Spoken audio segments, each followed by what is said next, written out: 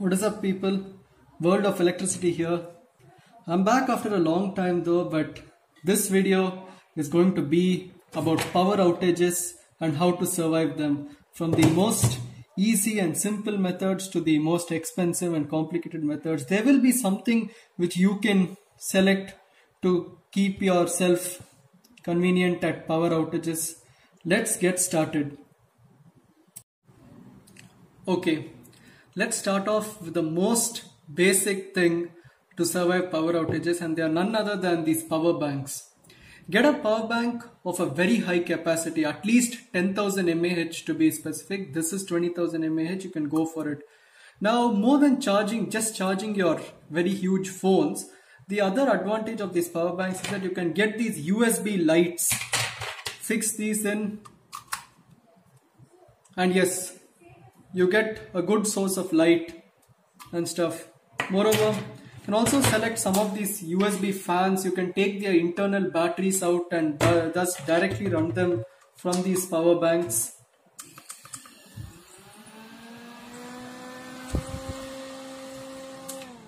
Good.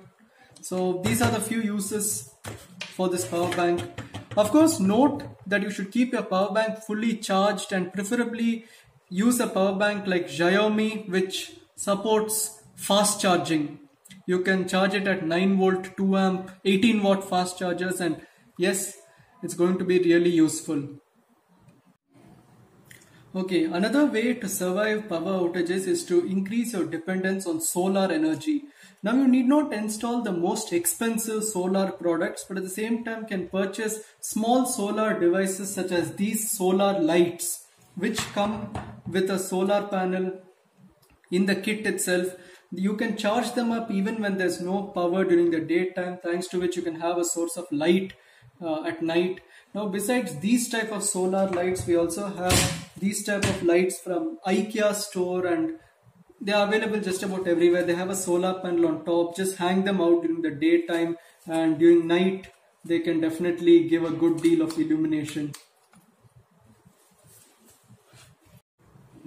Okay, for all those who are a little bit more DIY oriented and electronic enthusiasts, I recommend getting solar panels like these 12 volt solar panels which are like 10 watts or 20 watts.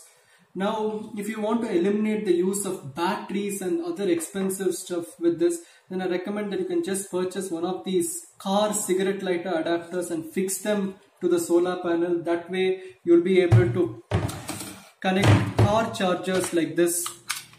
Just connect these car chargers and maybe you can charge something small like Bluetooth speakers or Bluetooth headphones, smartwatches during the daytime, and that's pretty good. However, if you want to charge mobile phones and tablets, then I recommend that you should integrate circuits with batteries. More about that in future videos. I need to make a separate video for that. Okay, so having a rechargeable torch is something that a lot of people need during power outages. Now, getting any rechargeable torch is not the key, because most rechargeable torches have lead acid batteries which go bad in like 6 to 8 months. Get something like this particular torch. This is JY Super branded torch, which is one of the best. And it has a lithium-ion battery. Lithium-ion batteries can hold charge for a long period of time after just a single charge. Moreover, they are also very powerful, and they also last for like 5 to 7 years maximum, or sometimes even 10 years, which is a good deal. Now, more than the torchlight, what is equally important is a mosquito killing swatter, because when there are power outages, mosquitoes swarm around. Again, the ones with lead acid batteries go bad too easily, so I recommend getting one like this which has a lithium-ion battery. Now, in India where I live, this Nippo branded bat has a 1200 mAh lithium-ion battery and also a micro USB port for charging. Besides, it also uses a small USB port which is good for running those USB lights or something like that. I'll be doing a specific review plus tear down on this bat in another separate video, so stay tuned for that. More than lithium-ion batteries, we also need torches like this. Now this torch doesn't need electricity or solar to charge. This can be charged at any point in time by just cranking this dynamo behind. Now this is very useful during a power outage. Plus it need not just be a torch. There are radio sets available like this to obtain emergency news.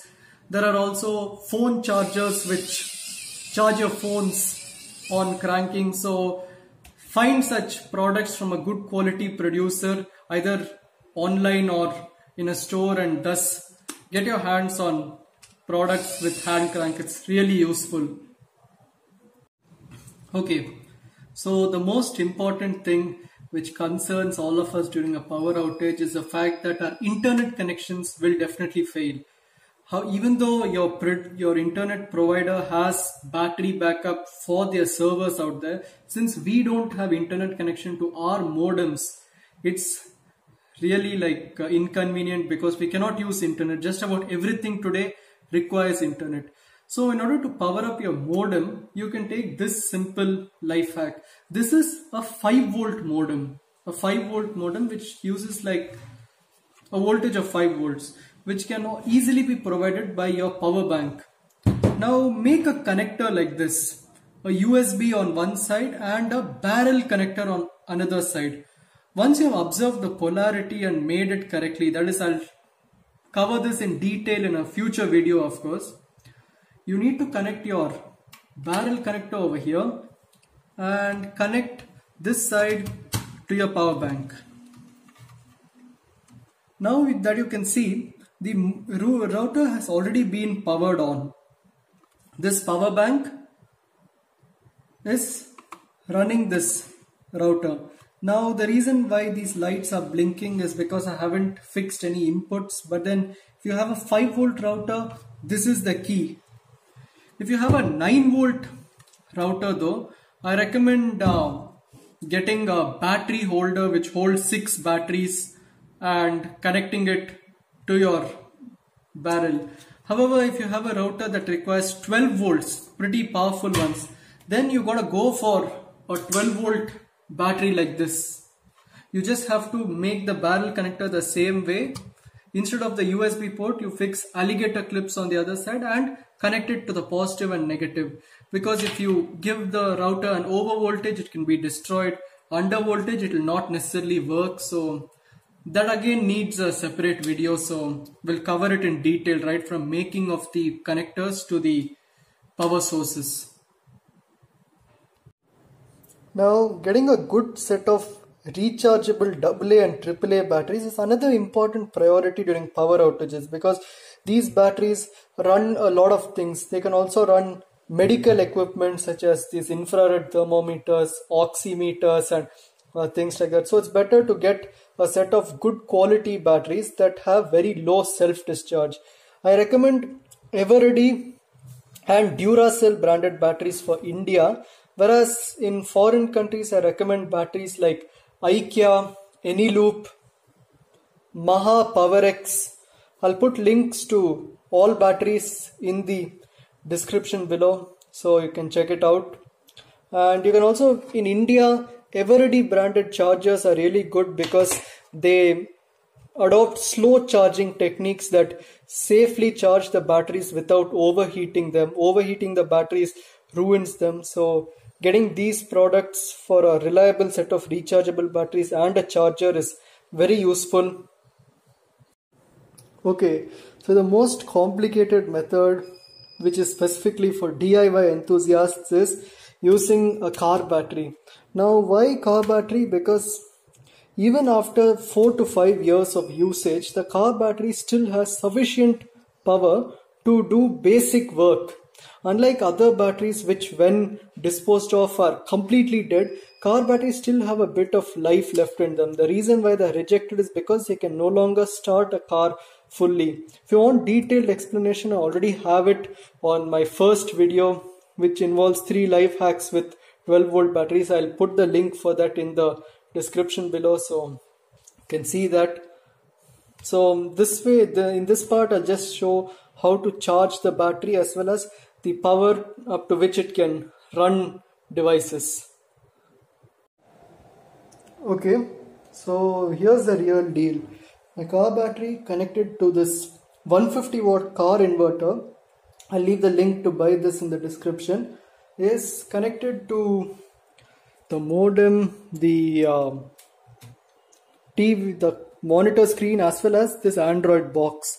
Now when I switch it on, all this should get powered up. Like the modem's getting powered up, and these two will be getting powered up soon.